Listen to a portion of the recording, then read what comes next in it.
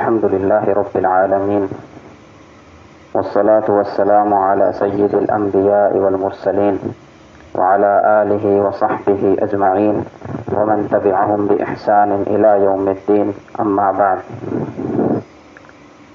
فقد قال الله سبحانه وتعالى وإني لغفار لمن تاب وآمن وعمل صالحا ثم اهتدى. اللہ تعالیٰ کا ایک نام الغفور ہے. اسماء حسنہ میں سے اللہ تعالیٰ کا ایک نام الغفور ہے. اور الغفور جو ہے اس کے مصدر سے اللہ تعالیٰ کے دو نام اور بھی ہیں. ایک ہے غافر، ایک ہے غفور اور ایک ہے غفار. یہ تینوں ایک ہی مصدر سے اللہ تعالیٰ کے نام ہیں. یہ تینوں نام قرآن مجید میں موجود ہیں. غافر جو ہے یہ قرآن مجید میں صرف ایک مرتبہ آیا ہے اور غفار قرآن میں 5 مرتبہ آیا ہے. اور غفور جو ہے یہ بہت زیادہ مرتبہ قرآن مجید میں 90 سے زیادہ مرتبہ قرآن مجید میں ذکر ہوا ہے. الغفور یا غفار کا معنی کیا ہے؟ اس کا جو اصل معنی لغت کے اندر ہے، غافر کہتے ہیں ڈھانپنے والے کو. کوئی چیز ڈھانپ دیں آپ کسی چیز کے ساتھ، کسی کپڑے کے ساتھ کوئی چیز ڈھانپ دیں، جو ڈھانپنے والا ہے اس کو غافر کہتے ہیں. اور غفور خوب ڈھانپنے والا، بہت زیادہ ڈھانپنے والا. اور غفار کا بھی یہی معنی ہے. غفار میں بھی مبالغہ ہے کہ بہت زیادہ ڈھانپنے والا.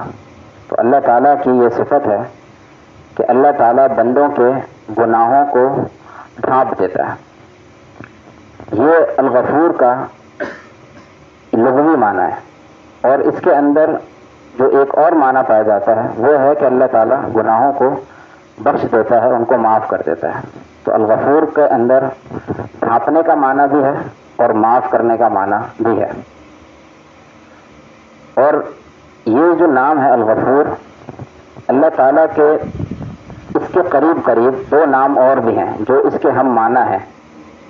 ایک ہے العفو، عین فا اور واو العفو، اور ایک ہے التواب. یہ دونوں نام بھی الغفور کے ہم معنی یا اس کے قریب قریب معنی رکھتے ہیں. العفو جو ہے اس کا معنی ہوتا ہے گناہ کو مٹا دینے والا، گناہ کو دھو دینے والا، صاف کر دینے والا، اس کو مٹا دینے والا. اور التواب جو ہے اس کا معنی ہوتا ہے، اس کے اندر 2 معنی ہیں. ایک ہے توبہ کی توفیق دینے والا، توبہ کی توفیق دینے والا، اور دوسرا ہے توبہ کو قبول کرنے والا. التواب کے اندر دونوں معنی آتے ہیں کہ بندے کو اللہ تعالیٰ بندے کو توفیق دیتا ہے کہ وہ توبہ کرے.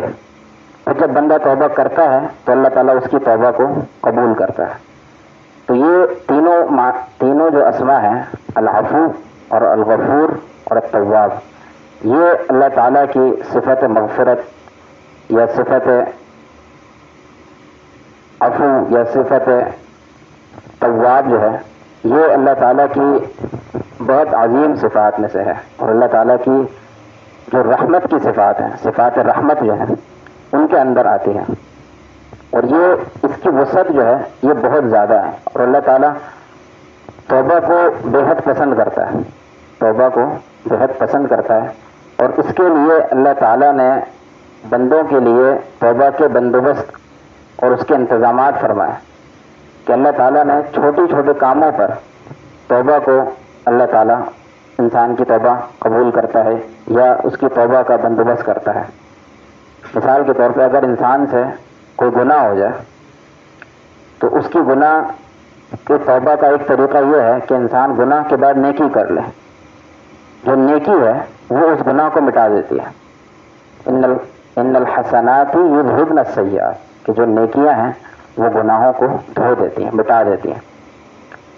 اسی طرح اللہ تعالیٰ کی جو صفت مغفرت ہے اس کی وسعت کا اندازہ ایک حدیث قدسی سے انسان لگائے.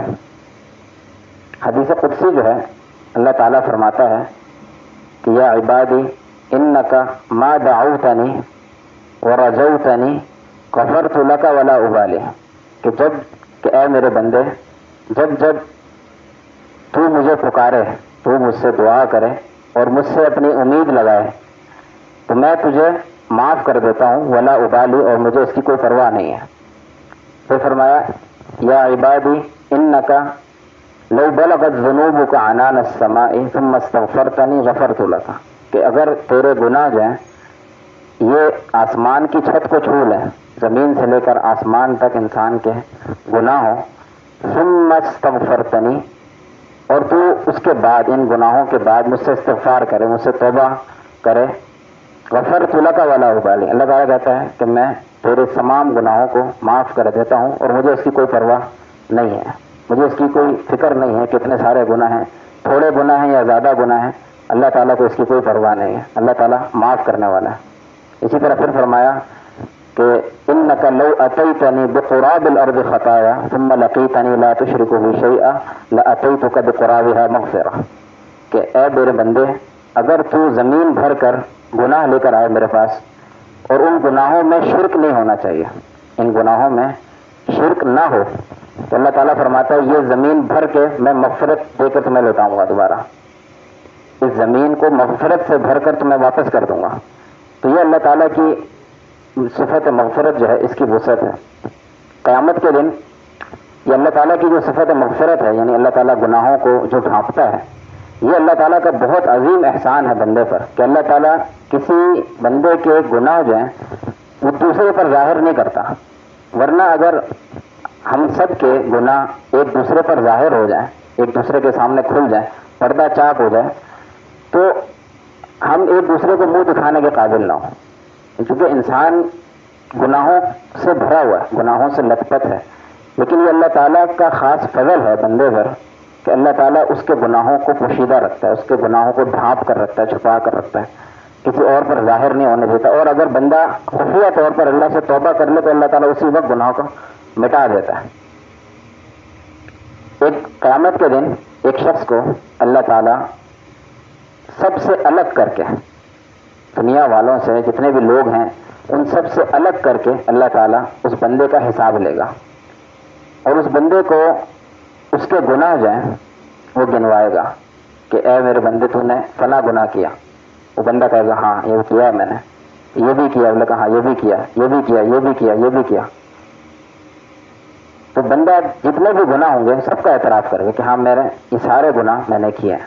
پھر اللہ تعالیٰ اس بندے سے کہے گا کہ سترتها لک فی الدنیا وانا اغفرها لک اليوم، کہ ان تمام گناہوں پر دنیا کے اندر میں نے پردہ کر کے رکھا تھا، دنیا کے اندر پردہ کر کے رکھا تھا، اور آج میں ان تمام گناہوں کو معاف کر دیتا ہوں۔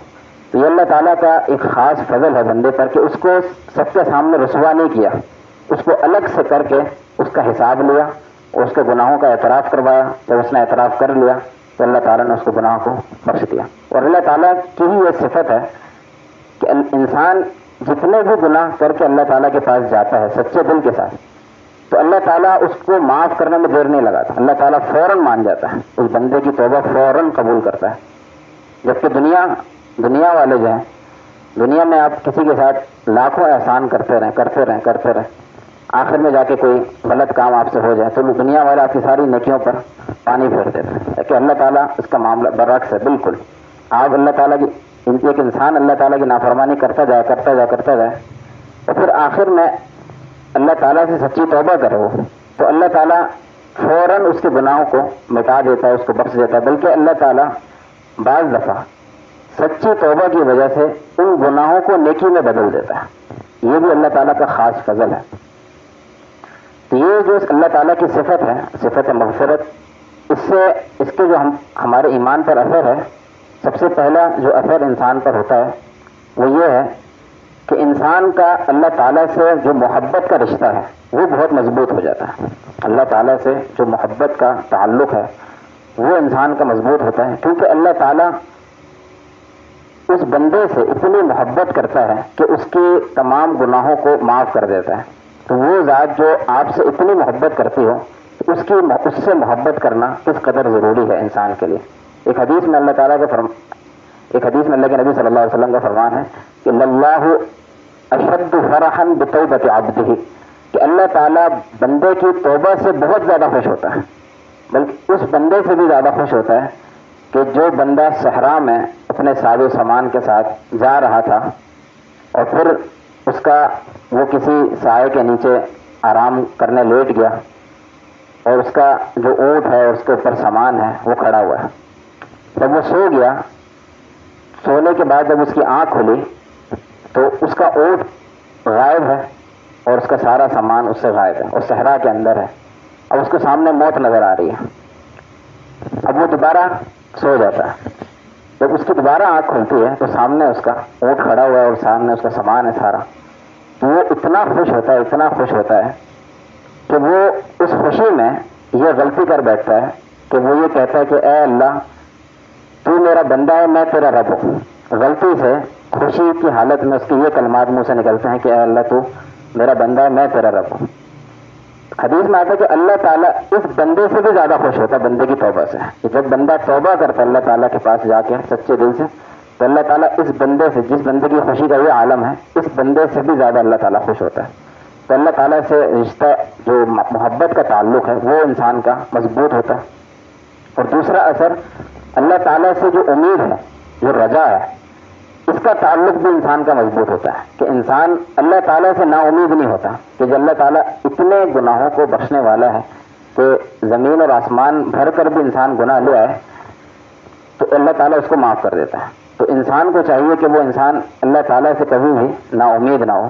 انسان کی ماضی کی زندگی میں جو کچھ بھی ہوا، جو کچھ وہ کرتا رہا، غلط کام کرتا رہا، لیکن اگر وہ اللہ تعالیٰ کے سامنے توبہ کرنا چاہتا ہے تو اللہ تعالیٰ بڑے سے بڑے گناہ کو معاف کر دیتا ہے، بڑے سے بڑے غلطی کو اللہ تعالیٰ بخش دیتا ہے. تو اللہ تعالیٰ سے نا امید انسان نہ ہو، اللہ تعالیٰ کے ساتھ امید کے ساتھ اللہ تعالیٰ کے پاس حاضر ہو. کیونکہ نا امیدی جو ہے یہ بھی شیطان کی طرف سے، وہ شیطان جو ہے وہ یہ چاہتا ہے کہ پہلے تو انسان سے گناہ کرواتا جاتا ہے، پھر آخر میں انسان کو ایک دوسرا گناہ یہ کرواتا ہے کہ اس کو نا امید کر دیتا ہے. اور جب وہ نا امید ہو جاتا ہے تو پھر دوبارہ اس گناہ کی پٹری پر چل پڑتا ہے، انسان توبہ کی طرف نہیں آتا. تو یہ ایک دوسرا گناہ ہے. تو انسان کو چاہیے کہ اللہ تعالیٰ سے نا امید نہ ہو. اللہ تعالیٰ کی جو مغفرت ہے، جو رحمت ہے، یہ بہت وسیع ہے. لیکن اس نا امیدی یا اللہ تعالیٰ کی جو صفت مغفرت ہے، جو امید کا رشتہ اللہ تعالیٰ سے، وہ ایسا نہ ہو کہ انسان اللہ تعالیٰ پر امید ہی کر کے بیٹھے اور اللہ تعالیٰ کے عذاب سے نہ ڈرے. کیونکہ اللہ تعالیٰ ایک ایمان جو ہے، مومن جو ہے، اس کا ایمان خوف اور امید کے درمیان میں ہوتا ہے کہ وہ اللہ تعالیٰ سے ڈرتا بھی ہے اور اللہ تعالیٰ سے پر امید بھی ہے. ان دونوں کے درمیان ایک مومن کی زندگی گزرتی ہے. ایسا نہیں ہوتا کہ وہ صرف امید کی بنیاد پر وہ گناہ کے کام کرتا جائے اور یہ سوچے کہ میں بعد میں توبہ کر لوں گا، بعد میں جب بوڑھا ہوں گا یا بڑی عمر کو پہنچوں گا تو اللہ تعالیٰ سے توبہ کر لوں گا. تو یہ جو امید ہے یہ غلط امید ہے، کیونکہ یہ اس خوف کے خلاف ہے. اللہ تعالیٰ نے قرآن مجید میں بے شمار مقامات پر جب اپنی مغفرت کا ذکر کیا تو ساتھ ساتھ اپنے عذاب کا بھی ذکر کیا. نبئ عبادی انی انا الغفور الرحیم وان عذابی هو العذاب الالیم، کہ آپ میرے بندوں کو بتا دیجئے انی انا الغفور الرحیم، کہ میں ہی گناہوں کو بخشنے والا اور مہربان ہوں. وان عذابی هو العذاب الالیم، اور میرا عذاب ہی دردناک عذاب ہے. اسی طرح فرمایا غافر الذنب وقابل التوب شدید العقاب ذی الطول، کہ اللہ تعالیٰ گناہوں کو معاف کرنے والا ہے، بخشنے والا ہے، توبہ کو قبول کرنے والا ہے، شدید العقاب، اور اللہ تعالیٰ کا عذاب بھی بڑا سخت ہے. تو انسان اس امید میں نہ رہے کہ انسان گناہ پہ گناہ کیے جائے اور کہ اللہ تعالیٰ سے بعد میں کبھی معافی مانگ لوں گا جب موقع ملا. تو یہ امید جو ہے یہ غلط امید ہے. اور تیسرا جو تقاضا ہے اس نام کا وہ یہ کہ اللہ تعالیٰ کو یہ صفت اللہ تعالیٰ کو بندوں سے بھی بہت محبوب ہے کہ بندے اس صفت کو اپنائیں، کہ بندے بھی درگزر سے کام لیں. اللہ تعالیٰ معاف کرنے والا ہے تو بندوں کو بھی چاہیے کہ وہ بندوں کو معاف کریں. اگر ان سے غلطی ہو جائے تو ان کو معاف کریں. اللہ تعالیٰ اس صفت کو اپنے بندوں سے بھی پسند کرتا ہے، ان سے محبت کرتا ہے. جیسا کہ دعا میں اللہم انک عفو تحب العفو فاعف عني، کہ اے اللہ تو عفو ہے یعنی گناہوں کو مٹانے والا ہے، تحب العفو اور درگزر کو پسند کرتا ہے. اللہ تعالیٰ جب وہ درگزر کرنے کو پسند کرتا ہے، معاف کرنے کو پسند کرتا ہے، تو ہمیں معاف فرما دے. تو یہ جو دعا ہے لیلۃ القدر کی، اللہم انک عفو تحب العفو فاعف عنی، تو اس میں بھی اللہ تعالیٰ کی جو صفت عفو ہے اس کا ذکر ہے. اور بندوں سے اس بات کا تقاضا ہے کہ وہ بندے بھی جو ہے نا، اگر کسی شخص سے غلطی ہو جائے تو اس کی پردہ پوشی کریں، اس کے پردے کو چاک نہ کریں بلکہ اس کو معاف کر دیں اور اس پر پردہ رہنے دیں. کیونکہ اگر آپ یہ کریں گے، انسان اگر کسی کی پردہ پوشی کرے گا، کسی کے گناہوں پر پردہ ڈالے گا، تو اللہ تعالیٰ بھی آپ کے گناہوں پر پردہ ڈالے رکھے گا. اگر آپ کسی کی کھوج میں لگے رہیں گے، کسی کا پردہ چاک کرنے میں لگے رہیں گے، تو اللہ تعالیٰ بھی آپ کا پردہ چاک کر دے گا، لوگوں کے سامنے آپ کو رسوا کر دے گا. اللہ تعالیٰ قادر ہے اس بات پر. تو انسان کو چاہیے کہ وہ اس صفت کو اپنائے کہ وہ لوگوں سے درگزر کرے، ان کی غلطیوں کو پوشیدہ رکھے، ان کی غلطیوں پر پردہ رکھے اور ان کو نصیحت کرے، بعد میں الگ سے کسی کو رسوا نہ کرے اور ان کو معاف کرنے کی صفت کو اپنائے. تو یہ اللہ تعالیٰ کی صفت مغفرت کے تعلق سے کچھ باتیں تھیں. اللہ تعالیٰ سے دعا ہے کہ اللہ تعالیٰ ہمیں عمل کی توفیق عطا فرمائے. اقول قولی ھذا واستغفر اللہ لي ولکم.